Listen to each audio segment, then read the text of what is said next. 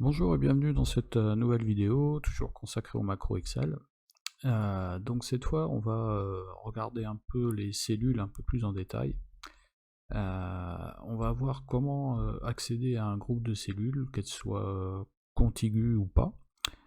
On va voir ensuite comment modifier les principales propriétés de police d'une cellule. Et on verra enfin comment modifier la couleur de fond d'une cellule. On verra qu'il y a plusieurs manières de faire ça. Cette vidéo est consacrée au 5e chapitre de mon livre sur les macros Excel. Vous trouverez le lien dans la description de la vidéo si vous êtes intéressé. N'hésitez pas à vous abonner ou à liker cette vidéo si elle vous plaît. Donc on va maintenant tout de suite démarrer un fichier Excel. Alors moi je l'ai déjà démarré parce que mon PC est un peu lent, du coup je le fais toujours avant. Donc vous cliquez sur l'onglet développeur comme d'habitude, ensuite sur Visual Basic, voilà, et puis on vient ici insérer un module.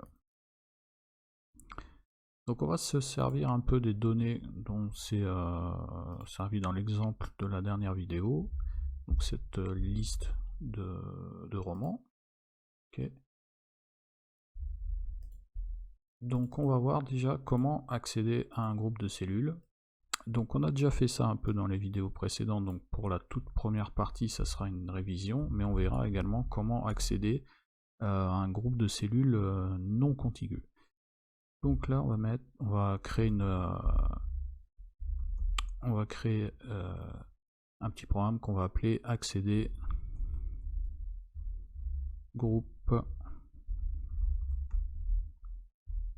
cellules. Donc on commence par définir une propriété qu'on va appeler plage cellule as range. Ensuite on écrit set, alors vous savez quand c'est une variable objet il faut toujours utiliser le mot clé set pour affecter une valeur. Donc set plage cellule égale range de, donc on va aller de A1 à A10, A1 à 10. Et on va faire une petite boucle for, donc pour ça je vais avoir besoin d'un incrément qu'on va appeler i. Voilà. Et on va dire que on veut afficher la valeur de chacune des cellules. Donc pour ça on va écrire for i égale 1 to plage cellule.count, c'est-à-dire que on veut aller de la première cellule à la dernière cellule, et la dernière cellule en fait c'est celle qui correspond au nombre de cellules de la plage, puisqu'il y a là en l'occurrence 10 cellules, donc on ira de 1 jusqu'à 10. On n'oublie pas le mot-clé next pour finir la boucle, et on affiche la valeur de cette cellule. Donc pour ça on écrit plage cellule entre parenthèses l'index, donc l'index ici c'est i tout simplement. Voilà, donc là on affiche la valeur, la fenêtre d'exécution, pardon, et on lance notre programme, et là on voit bien qu'on va de A1 jusqu'à la valeur contenue dans A10. Vous pourrez voir sur d'autres vidéos ou des forums par exemple, une notation un peu différente qui utilise l'objet cells, donc ça marche exactement de la même manière. Personnellement j'écris directement l'index entre parenthèses, mais c'est possible également d'utiliser cells, et voilà, on obtient exactement le même résultat. Maintenant imaginons que pour des raisons, alors je vais juste effacer la colonne B, pour des raisons que je ne connais pas, on ait par exemple des valeurs qui soient disséminées comme ça un peu partout sur la feuille, et qu'on veuille créer en fait une plage de cellules qui contient toutes ces cellules. Alors là, pour se faciliter un peu la notation, je vais simplement déplacer cela pour qu'il n'y ait pas de ligne vide, et on va voir comment on peut faire ça. Alors, donc là on a quelque chose dans la cellule D3 et dans la cellule E7. Alors pour ça, il suffit de modifier un peu l'écriture en fait de l'adresse. Et là, on note D3 et E7. Voilà, de cette manière. Bien ça, D3 et E7. Donc on a la première partie qui va toujours non pas de A1 à A10 mais de A1 à A8 maintenant. Ensuite une cellule individuelle qui est la cellule D3 et une autre cellule individuelle qui est la cellule E7. Et là on va relancer notre programme. Et là par contre on s'aperçoit de quoi? On s'aperçoit qu'il nous manque des lignes. Alors, on va déjà voir si on a toujours le bon nombre de cellules. On devrait toujours avoir 10 cellules, donc on va déjà commencer par afficher la propriété count, et on utilise pour ça debug.print que vous commencez à bien connaître maintenant. Donc on efface le résultat précédent et on lance la macro. Là, le programme nous dit qu'on a quand même 10 cellules, par contre ici on n'en voit que 8. Alors ça c'est assez simple à expliquer, c'est-à-dire que le programme pour afficher les valeurs, qu'est-ce qu'il fait? En fait il démarre de la première cellule et il regarde s'il y a quelque chose à côté. Là en l'occurrence il n'y a rien, il passe à la suivante, etc., etc. Donc en fait ces deux cellules là ne sont pas vues, même si le programme nous dit bien qu'on a 10 cellules. Alors quand on est dans ce cas là, il ne faut pas faire une boucle for comme ça, mais il faut faire une boucle for each que je vous ai déjà présenté dans les vidéos précédentes. Donc pour ça on crée une autre variable qu'on va appeler cellule, qui sera une variable de type range, et ici on réécrit notre boucle for et on dit for each cellule in plage cellule.cells next. On va orthographier ça comme il faut, voilà. Et là on dit cellule.value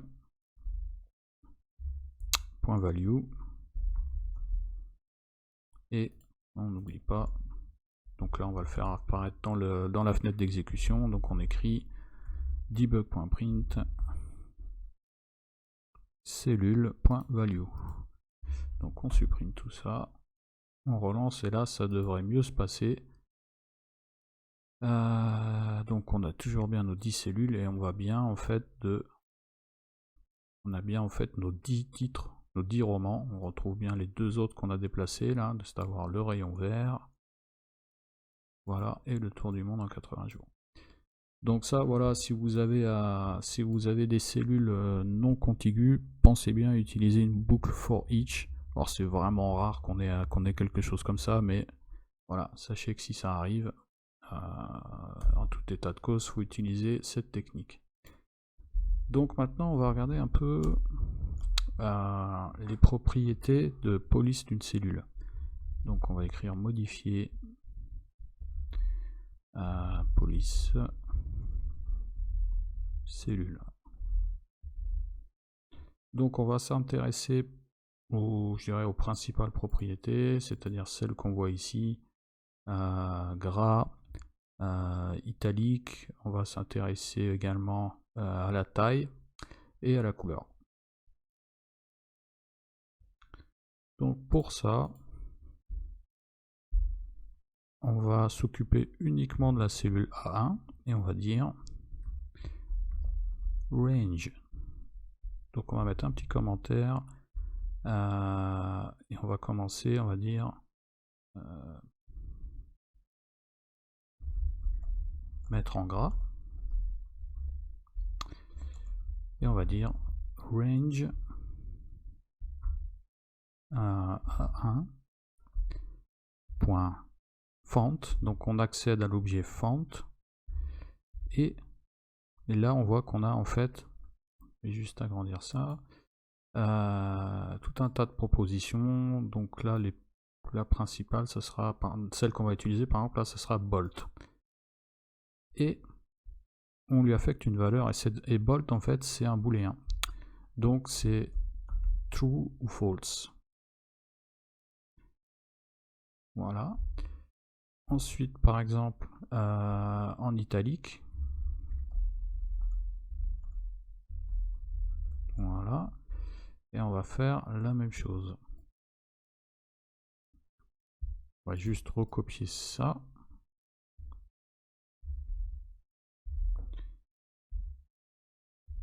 Là on a italique et c'est également un booléen, donc là c'est true. Ensuite on va changer la taille de la police.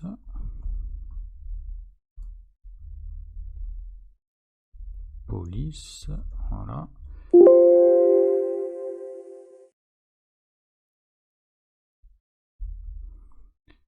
Donc là de nouveau on utilise l'objet font et là on va mettre size, on va dire 18 par exemple. Et on va modifier la couleur du texte. Donc on va dire modifier couleur texte. Donc là on va plutôt copier ce qu'on a déjà collé, plutôt ce qu'on a utilisé tout à l'heure. .font, .color.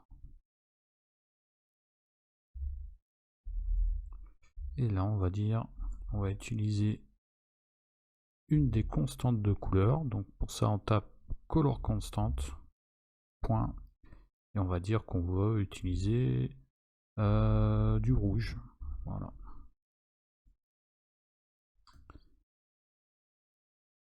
Donc si on se programme, voilà. Donc là on voit bien que on est passé.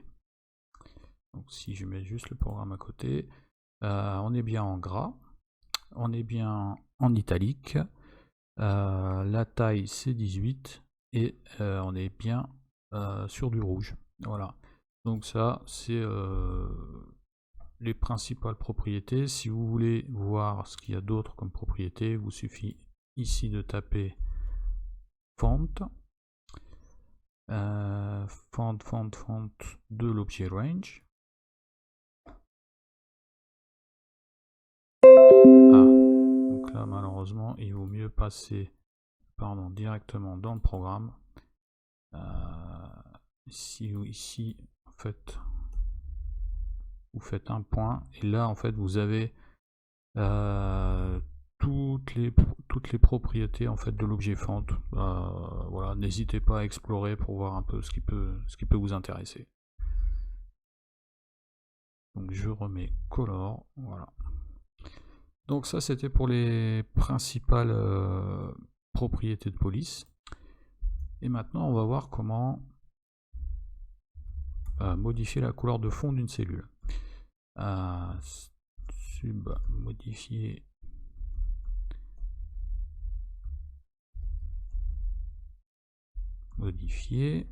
voilà, couleur fond cellule. Alors il y a plusieurs manières en fait de faire ça. On peut accéder d'abord aux couleurs de constante, comme je vous ai dit tout à l'heure. Donc là on fait color constante, voilà, et là on voit qu'en fait on a le choix entre 8 couleurs. Donc on peut se dire c'est pas mal, mais par contre on verra qu'il y a possibilité d'avoir bien plus que ça. Donc là ce qu'on va faire, on va enlever toutes les mises en forme. Voilà, j'enlève ces deux lignes là. Et on va changer les couleurs de fond là, par exemple de ces 8 cellules là. Donc on retourne dans notre programme et on va dire, je vais mettre un petit commentaire, utiliser les constantes de couleur. Et on va dire for. Alors on va juste recopier ça.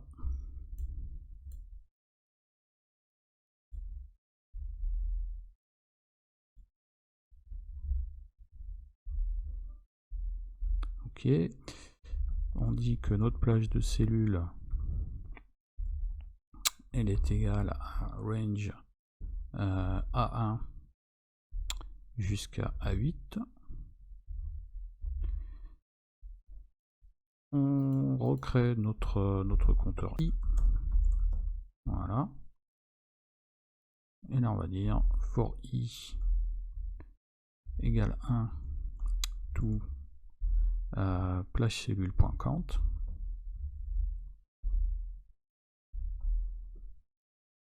Et là qu'est-ce qu'on fait? On va dire que plage cellule.count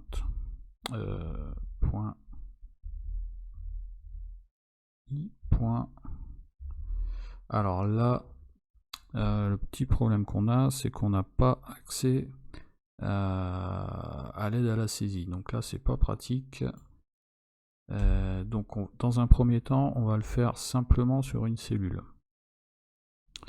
Ça sera plus simple. Plus, donc on va dire range A1 point intérieur. Donc là, il faut accéder à l'objet intérieur ici. Point color égale. Donc vous tapez color constant et là vous avez le choix entre les 8 couleurs. Donc là par exemple on va mettre du cyan. Donc si on lance la macro, et bien voilà, là on a colorié la cellule A1 en bleu turquoise. Ensuite on va utiliser les index.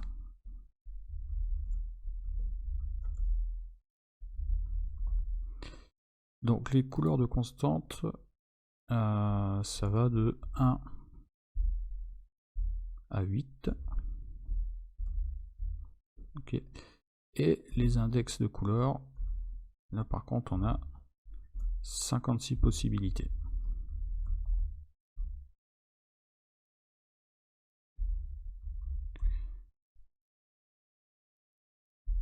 Donc c'est toujours la même chose, on va utiliser notre cellule, cette fois on va se mettre en B1, en A2 plutôt. Voilà. Donc on utilise toujours la propriété intérieure. Cette fois on va utiliser la propriété color et là on va dire pas color mais color index, pardon, color index égale 5 par exemple.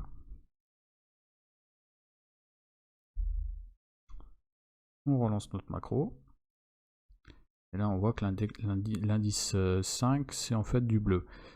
On va juste simplement se mettre sur la deuxième page et on va faire vite fait une petite boucle en fait pour visualiser en fait les 56 possibilités. Donc pour ça on va créer un petit programme, on va appeler ça visualiser 56 index couleur.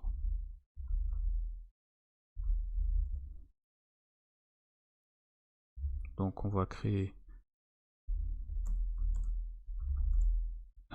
une variable i et on va faire une petite boucle for, on va dire for i égale 1 to 56.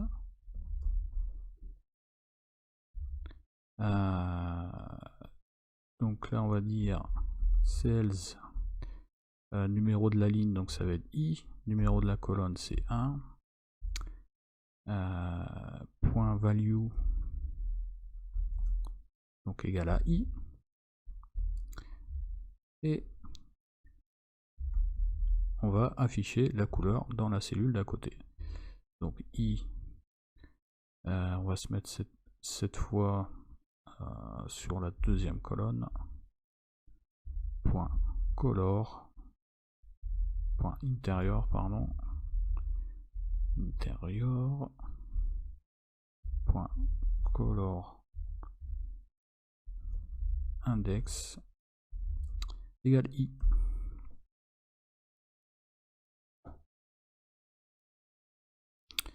Et voilà, et donc là on voit qu'on a toutes les couleurs qui s'affichent avec l'index juste à côté. Donc là on a vu par exemple qu'on a pris l'index 5, c'est du bleu. Si on avait utilisé l'index 4, on recommence là, et bien on colorie en vert. Voilà pour les couleurs. Donc il y a également une autre possibilité, c'est d'utiliser les couleurs RGB. Donc pour ça,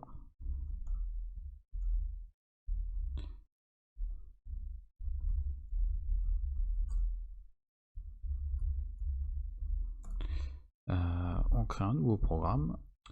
Alors les couleurs RGB, eh bien, en fait elles sont là quand vous voulez voilà, là, colorier votre cellule. Vous allez sur autre couleur, vous allez sur personnaliser, et vous avez par exemple là, on va prendre un violet, par exemple celui-là. Donc on a 218, donc vous voyez en fait les coordonnées RGB ici, là, rouge, vert, bleu qui apparaissent. Donc on a 218, 108 et 187. Donc on va voir qu'on peut utiliser également une couleur personnalisée en fait dans votre programme. Donc on ferme ça. Et on va venir ici colorier la cellule A3 avec cette couleur. Et on va écrire tout simplement donc range A3 point intérieur